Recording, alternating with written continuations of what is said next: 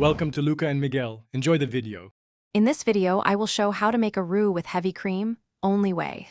Start by melting butter and whisking in equal flour to make a smooth paste. Cook until fragrant. Slowly whisk in warm heavy cream in a thin stream to emulsify the sauce.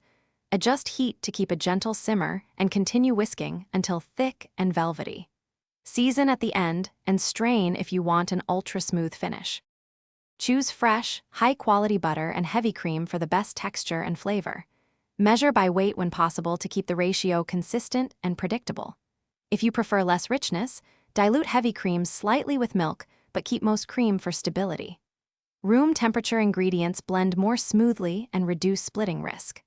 Avoid cold cream straight from the fridge to prevent shocking the roux and creating lumps or separation. Use a flat bottom pan and a good whisk to create even contact and break up any clumps.